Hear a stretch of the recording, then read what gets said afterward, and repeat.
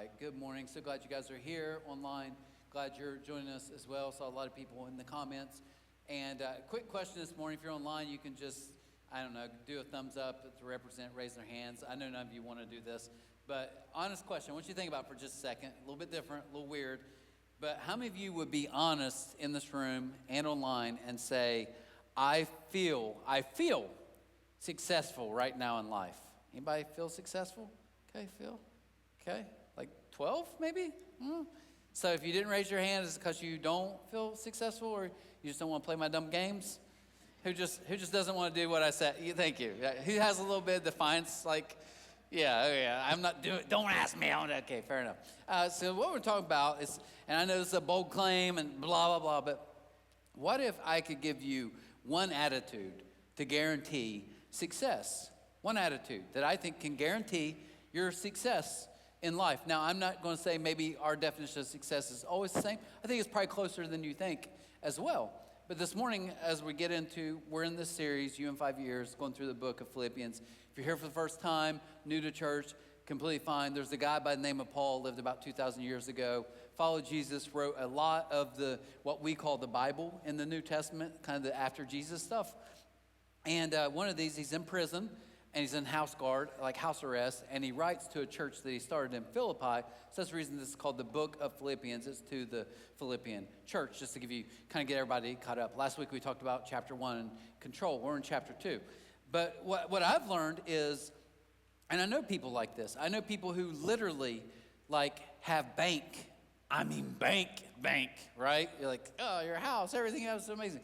But their souls are bankrupt. And I know if you're a grown man in here and you're my age or older or about that age, you're like, oh my gosh, I get it. I didn't grow up in a church home. I didn't grow up churchy talk. I didn't get home and my mom was like, how's your soul? Is your soul?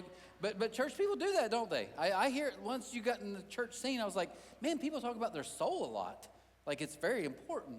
But what I think Jesus is trying to say is there's something deeper inside of us, and once you get your soul right. Matter of fact, Jesus said once, he said, what does it profit a man or a woman to gain the whole world and lose their soul? Now, the Bible Belt, I think, and maybe that's an accurate translation, turned it into, this heaven and hell talk, and maybe rightfully so.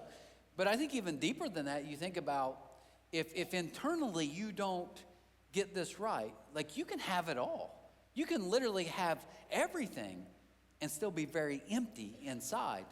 So you can have bank and still have your soul be bankrupt. So this morning, what I do, I think this will be very applicable, have a good application for you guys. But I want to kind of let you think. So if you're married in here, been married for a while, okay, or you're young and you'd like to get married, I'd like to give you just a little bit of advice.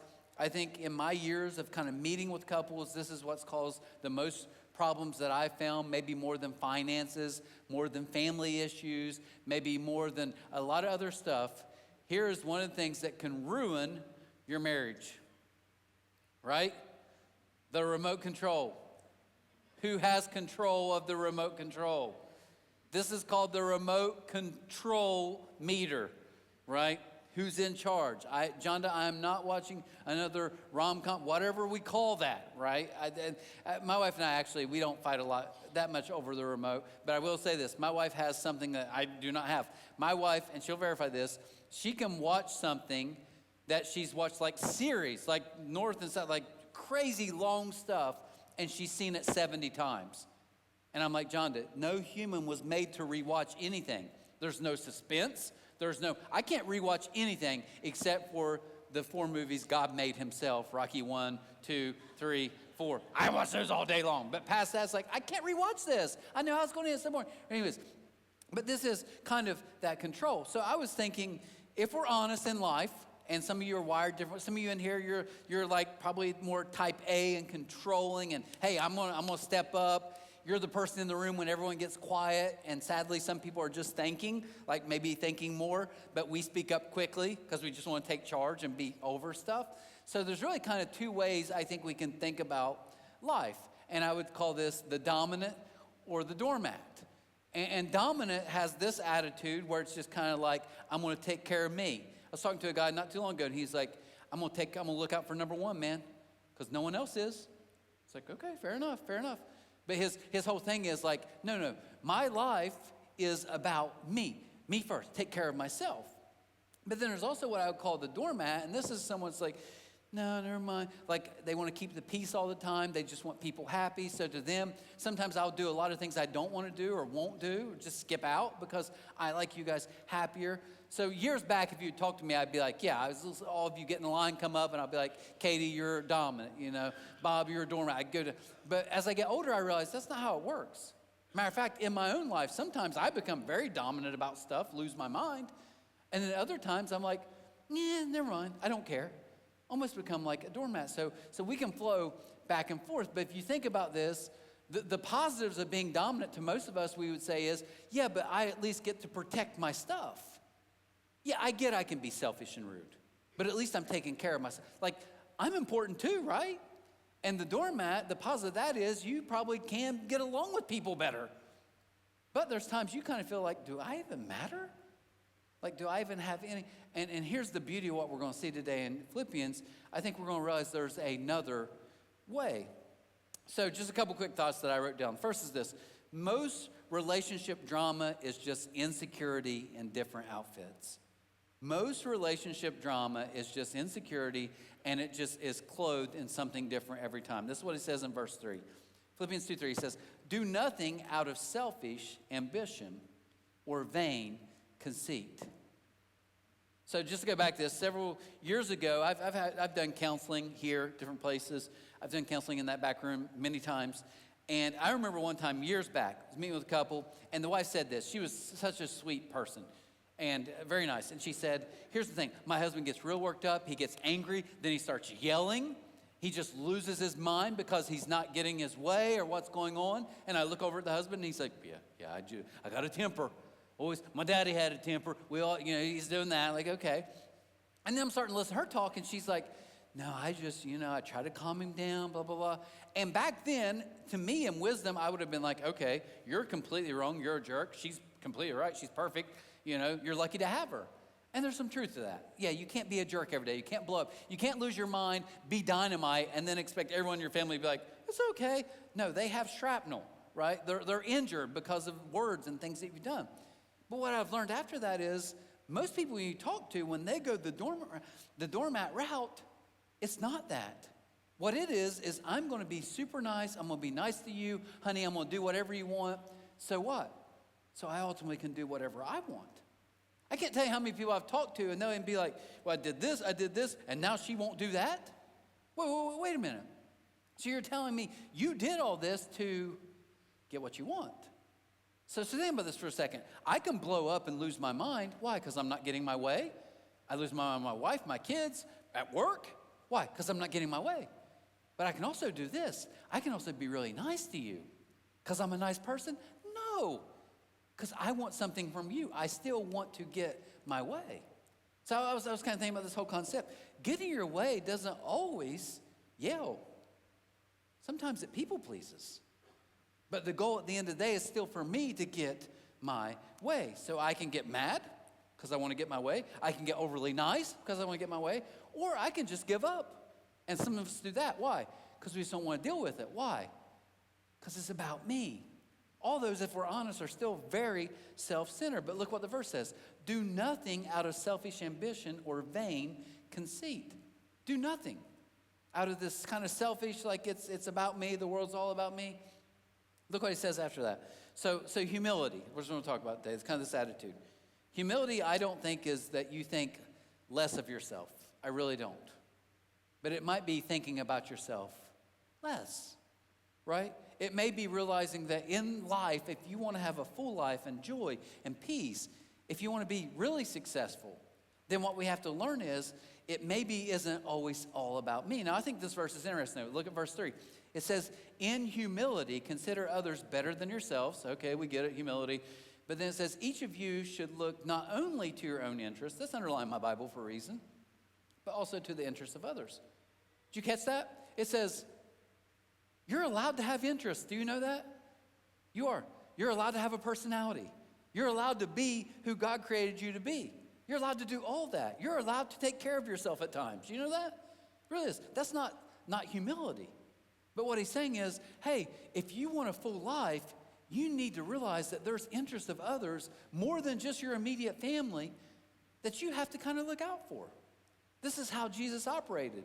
Jesus didn't stay in a corner and free. No, like Jesus had a lot of personality. He was a fun person to be around. People loved being around him. Why?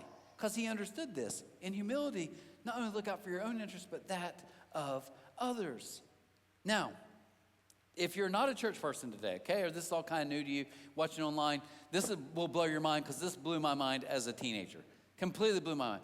Once I started going over to this little country Baptist church beside my house, I realized Christians, one, have their own lingo. It's awesome. It's awesome. They have so many words, no one else has a clue what they mean, right? I mean, look, just do prayer requests. Go to like a little church, and it's so awesome. You hear people praying, and you're like, I'm a soldier of the Lord, okay? I don't know that you're 85. I don't think you're a soldier or anything, but God bless you, Mildred. Go get it, right? I just want to pray a hedge of protection. What's that mean? Right? Anyways, it's awesome. But here's what I learned. They also have what I call this fake humility. And this happened when I was actually married. We were kind of helping in this church. And there was an older lady there. And one day she made the comment that she had a lot of problems with her vehicle. And she's like, I don't know anything about cars. And ever since, George has been gone, I don't know what to do. And she's kind of telling her story. Not complaining. She was such a sweet lady. But she's just saying, sometimes it won't start and I can't figure it out.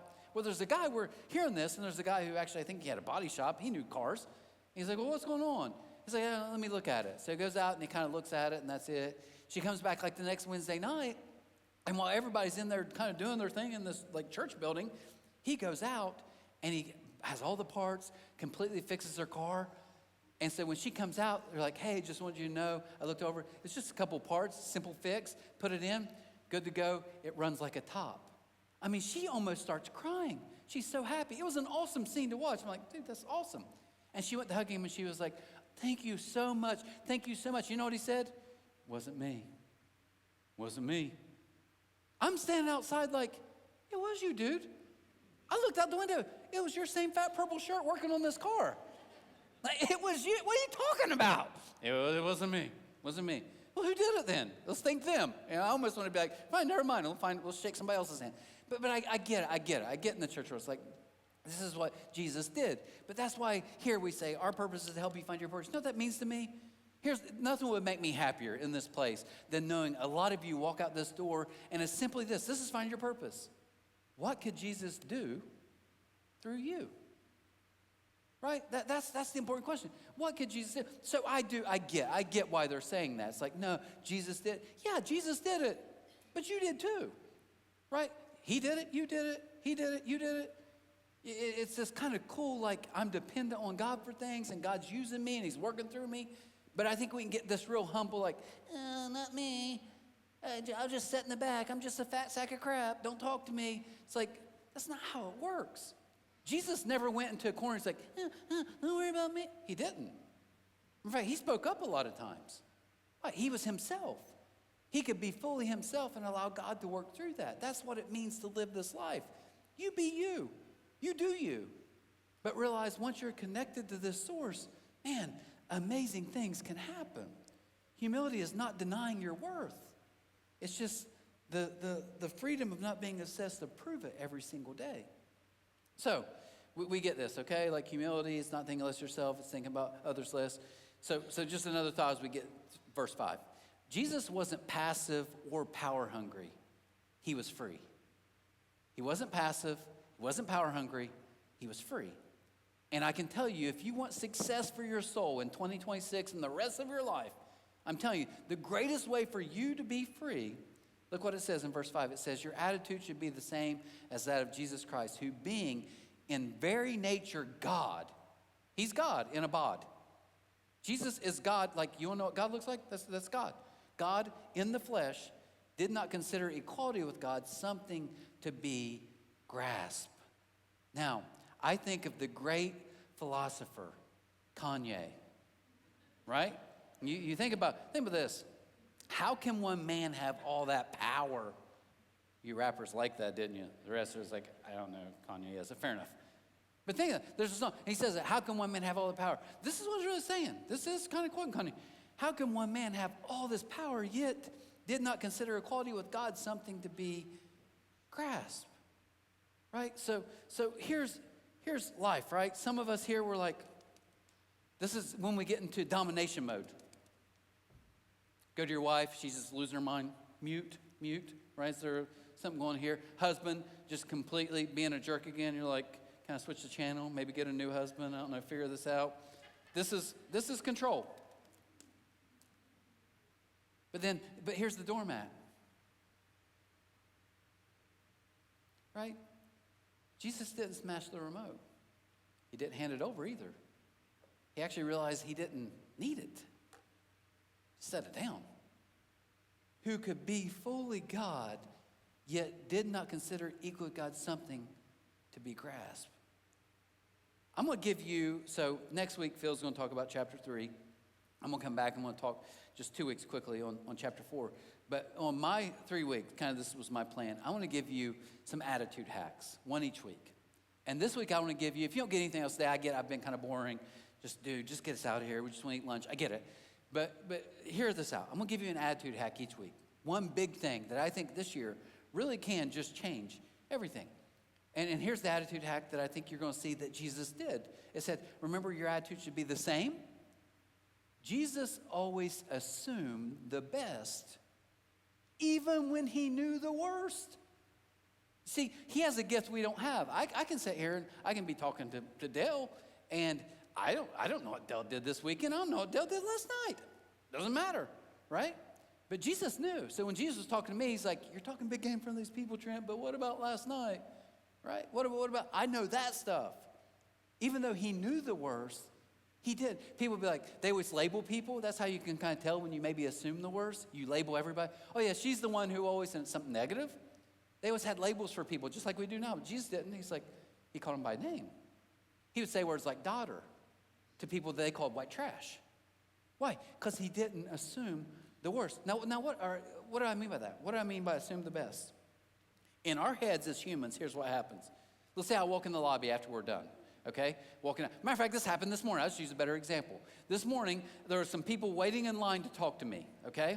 And this person was talking to me, and they're telling me about some health stuff and going on. I'm like, okay, yeah, praying for you. Someone's waiting in line to talk to me, and I kind of know them, and they're laughing and kind of looking at me like, hurry up. But there's a third person, and they're like standing right there just this morning. Right? And in the middle of talking to them, I'm like, okay, yeah, good, pray for you. Go to talk to the next person. By the time I looked at them, that person I can tell is just bolting out of here.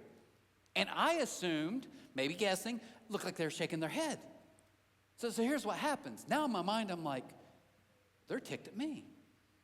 They probably had something important to say, and I didn't even take time for it. They're ticked at me. So now what I do is I can get home and create this whole narrative of, now they're mad at me, this is what's going on, and I assume the worst.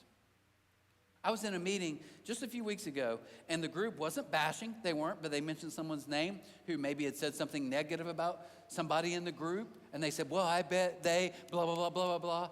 And I said, let's assume the best. Let's assume the best. Now, you can be like, oh, Trent, you can put your head in the dirt or the clouds, but not me. I realize reality. I do too. They may not like me. But until they say to my face, So can I just give you guys a disclaimer? If you're in the lobby today and maybe I did something stupid last week and you're ticked about it, when I walk up and smile at you, don't get in your car and get more fuming like he doesn't even know. I don't know. I don't read your mind. I just assume the best. And I'm going to assume the best till you walk to me and say, hey, you know what? I am PO'd at you. I'm ticked. Make it as extreme as you want. I'm like, okay, now I know. But until that moment, I'm going to assume. We get in our heads so much. Oh my gosh, this must be what my boss is thinking. This must be my wife. I bet. No, you're not a mind reader. So you know what you do? Do what Jesus did. You assume the best until someone says otherwise. There's even moments Jesus would be teaching and they walk by and the disciples are like, they don't like you, dude. They don't like you. And you don't hear him go, what? Wait, what? Why not? Yeah, assume the best. They even killed him. Right? It's not like it's foolproof. It's not, it makes your life magical, but you live in freedom.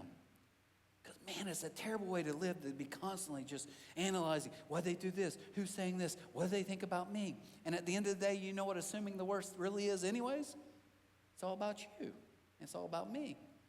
Assuming the best takes humility and says, what? I'm going to give you the benefit of the doubt. People in my family always make fun of me. We'll be at a restaurant or something and just get terrible service, you know? I mean, just terrible. It's like the worst thing you can imagine.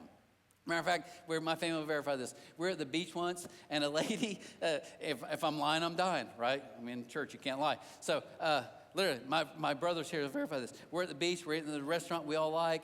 Lady is going forever, and she comes back, and she's like, sorry, and she's real nervous. Like, it's okay, we're chill. We all were very nice. She leaves, she didn't come back again. We still doesn't order our food. It's like 50 minutes, right? And she's like, sorry, I've had a ton of stomach issues. Basically, like I've been crapping my guts out, right? And I promise you, when she handed me my chips, I was like, did her thumb touch my tray? I'm not eating this, right? Yeah, I get it. But my family always made fun because I'm always like, I always try to get the benefit of it. Why? I want to assume the best. Why not? Right? This is what Jesus, go back and read through his life and tell me when he assumes the worst. He won't. Have that attitude. It takes humility to say, maybe it's not all about me. Maybe their issue today isn't about. Have you ever thought about that?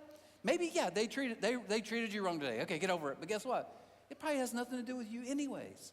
I'm going to assume the best. This is what's so unique about Jesus, and I think we could see this today. Sorry, I didn't get my timer. Okay, I'm good with time. Jesus, this is so crazy. This is the way to live your life. Jesus could care deeply about a person and at the exact same time care less about what they thought about him. Think about that. Now let me go a little deeper with that for a second. How can I care really deeply about a human being, but also not care what they think about me? You see, if I'm going to go in dominant mode, domination mode says, I don't care what you think about me, right? I have people in my family that are way more on the dominant side, and I can tell you, they don't care. They don't care. I let people hear people talking like, yeah, I don't care what they think. I'm like, the fact you said you don't care what they think means you care. Because the jerks I know that don't care don't mention it. They're like, hey, Ryan, do you know that guy doesn't like you? Huh? And he moves on. Right? That's how it worked. But the doormat, so it's like, you know what? I don't care what you think. A doormat would be like, I do. I care. I care about you. Jesus lived in that perfect world. He wasn't dominant. He's like, I do. I actually really care about you. But I am not consumed by your thoughts about me. See, this is an amazing attitude that gives you freedom. Why? Because at the end of the day, God wants your soul to be free. Free. Do you imagine walking into work this week and it will not change and it'll still be a cluster and a mess and completely jacked up? But do you imagine if you have peace? Do you imagine if you go home this week with your kids and for some reason, even though they're crazier than ever, you have peace? Why? Because you find there's freedom in this. There's freedom when our attitude is the same as Jesus. So, last one.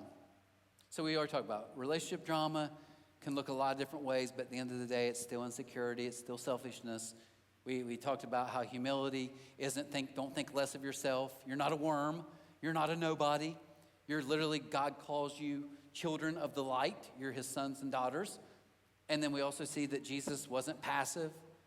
He wasn't a doormat. He wasn't dominating people, even though he had the power to do that. He was actually free. And then the last one. The most powerful people don't cling to power. You know that? The most powerful, and I would say this, the most free people don't cling to stuff. You notice how it said he didn't grasp? He's equal to God, but he wasn't trying to grasp it every day. He wasn't trying to get worth and validation. He already had it. Look what it says. Instead, he gave up his divine privileges. He took the humble position of a slave and was born as a human being. When he appeared in human form, he humbled himself in obedience to God and died a criminal's death on a cross. Therefore, God elevated him to the place of highest honor and gave him the name above all other names, and that name of Jesus, every knee, good song choice this morning, the name of Jesus, every knee should bow in heaven and on earth and under earth, and every tongue declare that Jesus Christ is Lord to the glory of God the Father. Now, I know there's a lot of verses, but I want you to think about this just for a second, because this really makes a lot of sense. It says, one day everybody is going to be like, we had no clue how powerful you were. But he's like, even though he had all that, he didn't push it.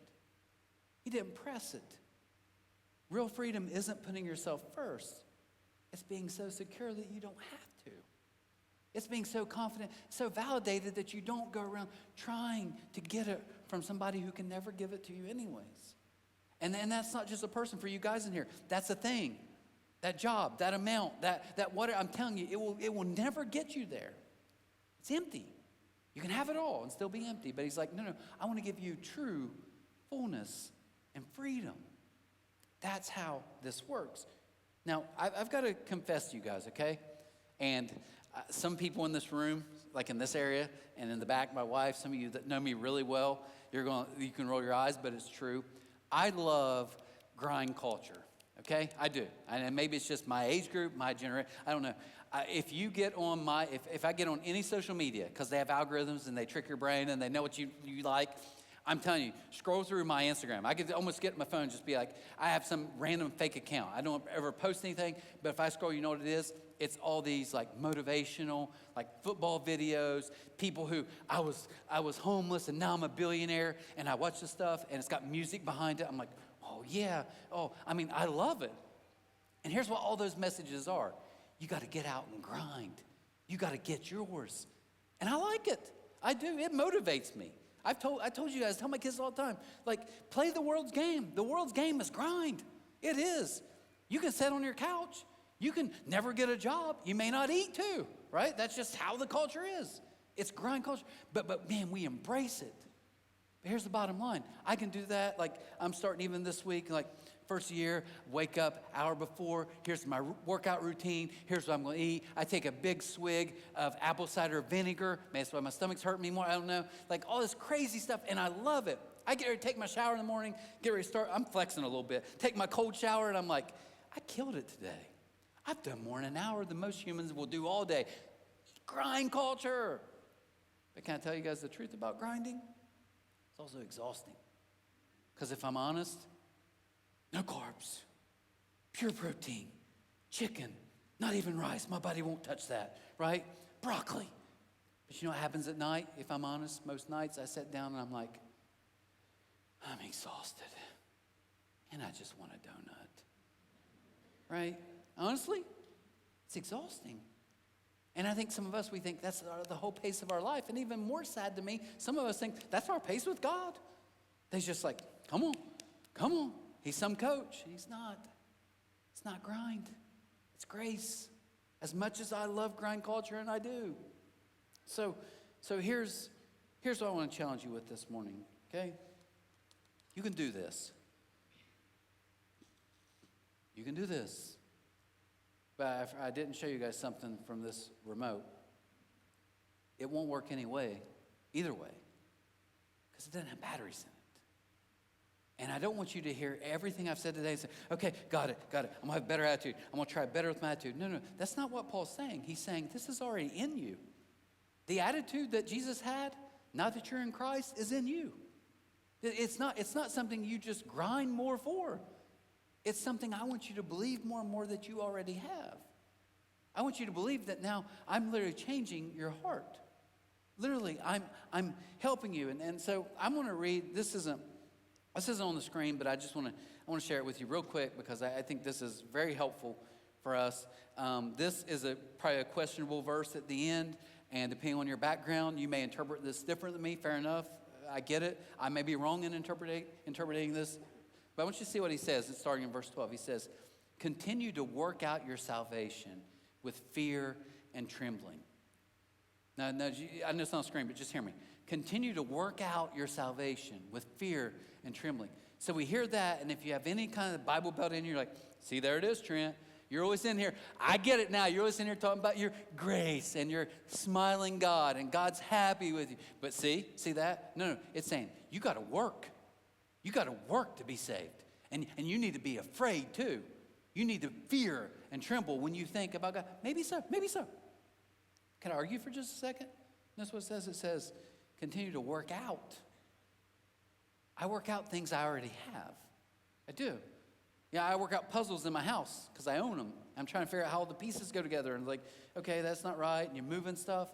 I think what he's saying here is work out. And if you look in 1 Corinthians, Paul also uses the same guy used the same phrase. He says, when you welcome Timothy, when you open a younger guy, welcome him with fear and trembling. What? We should be afraid of the young guy? No. What he's saying is, I want you to have some reverence and awe because this guy's coming back to help you. So what if he's saying this morning, I want you to continue to kind of figure this out, how good this good news is. And how about this? How awe-inspiring is it for all of you in here? You might be a factory worker. You might be a school teacher. You might be a knucklehead like most of us in this room. How awe-inspiring is it that God says, no, I'm in you. I'm in you. The God of the universe is in you and in me. That's kind of awe-inspiring. And he's like, hey, as you start figuring this out, and he says, for it's God who works in you. God's working in you to work out what he's given you. And I like this, and I know this is kind of nerdy Bible stuff, but just hear this out. He says, the God who works in you to will and to act in order to fulfill his good purpose. That hits me. It says, the God who works in you to will. So as we get ready to close, I want to give you, I know I harp on this all the time, but I just want you to hear this, okay? The law, the Old Testament was the law. And here's how it worked, okay? And this is how most of life works. This is how we work sometimes, sadly, as parents at work. But here's the law. He would come down and say, I want you to do this. It's like me asking you guys to raise your hand in the beginning, right? I won't. Who wants $100? I don't care. I won't do it. So God was like, literally like, here's my perfect law. Here's what I want you to do. I don't want to do that. Do it. I don't want to. You're in trouble, right? That's how life works. And there'll be other things. Hey, you need to do this. I don't want to do that. It's good for you. Doesn't matter. I don't want to do it. I don't want to do what you're asking me to do. That was the Old Testament law. But you notice how this changed? He says, no. He said, and that law is perfect. Don't get me wrong. It's a perfect standard of God. No one can match it. And some of you in here, I love it. Even the old days, they're like, well, I mean, I've never killed anybody, and I've never cheated on my wife. And literally, Jesus said, if you look at a woman, if she walks by in, let's quote the late, great Conway Twitty, tight-fitting jeans, right? When she walks by, Conway is a baller too, is he not? Gotta love Conway. I don't care who you are. I don't care where you grew up. Okay, I'm distracted. Literally, tight-fitting jeans. He's like, guess what? You committed adultery. Dude. Hey, you know that person you can't stand? The person you're avoiding at Walmart, you hate? Hey, you've already killed somebody. So Jesus took this and said, you can't match it. And everybody's like, we don't want to do it. But look how it changed. This is the good news of the gospel. He said, now God works in you to will. God's changing your desires. You have completely different desires. So even in your mind, the enemy's like, you don't want to do that. I know I don't want to do that. He's like, you do. God's literally changing you inside. He's changed your heart. So I would say to you this morning, I've said a lot of stuff, been all over the place, and I apologize for that. But here's what I would challenge you guys to do. I think 2026 could be a greatest year of your life, success. I don't even know what other junk will happen. I don't know if you lose your job. I don't know if you have health issues. I can't promise any of that. But it'd be a greatest year of your life if you learn this. Look up, then look out. You want to have the attitude of Jesus? I'm going to look up. I'm going to be reminded that I am fully loved, fully forgiven, fully approved. I'm all of these things because I'm incredibly valuable to God, and his son did all that for me. So I look up, and I can only say, this is awesome. But then what I do is I look out. I know my value. I don't have to shrink. I don't have to be nervous. I don't have to be some fake humble. Wasn't me. Yeah, it was. I saw you. I saw the shirt you're wearing. It was you. That was God work. I get it. I get it. But we look out. And we go back to this. Here's what success looks like. Each of you, not only look out for your own interests, but also the interest of others. What would it be like this year if 2026 was a year for you that you continue as much as possible? We talked about our devotion last week, and I could give props to you. I didn't do this at 9:30. Props to you guys. Man, it was awesome. So many of you online, reading. Just thankful. That's awesome. Continue to do that. But why? Why? So God will stay in God's good graces? No. Just because I want you to continue to look up and get good news. But then I also want you to do something else. Look out. Look out. Not just in your family, but people around you. Look out for the interest of others. If you continue this year to look up and look out, I would argue this year might be the most successful yet. And it might be a completely different success than you thought. So if you guys would, I'd just like to just pray for just a moment. If we just close our eyes. So thankful you guys are here, and those of you who watch online each week, thankful for you. Father, I do just thank you this morning so much for these people. I thank you for the fact that, God, as we think about who you truly are, and you tell us that if we've seen Jesus, we've seen you. So we see God in the flesh, someone who was likable, someone that people actually enjoyed being around, someone who had personality. They're not a robot. God, you're not asking us to be robots. You've wired us all different and created us in different ways. You're now inviting us in this New Testament to be fully us while still having you fully in us. So today I just pray. I pray that maybe we, as we look up and look out, can say this: God, what would it look like this year? What could Jesus do through you? And God, I just pray that we would embrace that.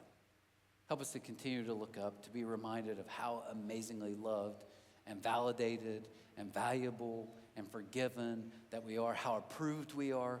God, we need to hear this each week because we forget every week. But I also just pray that we also would look out and not some weird handing out. No, it can be just as simple as us in this moment, being someone who brings peace where we work, where we live, where we hang out. People can see something in us because you're in us. So help us today to not just make this year about us, but to look out for the interests of others as well. Jesus, we thank you. We could go on and on all day. We could just continue saying the same thing. Thank you, thank you, thank you. But thank you for being so amazing to us. Thank you for doing for me what I could never do for myself. I pray today, 2026 will be a year marked by continuing to look up and look out. We ask these things in your son's name. Amen. Guys, hope you have an amazing week. Love to see you back for week 3. Take care.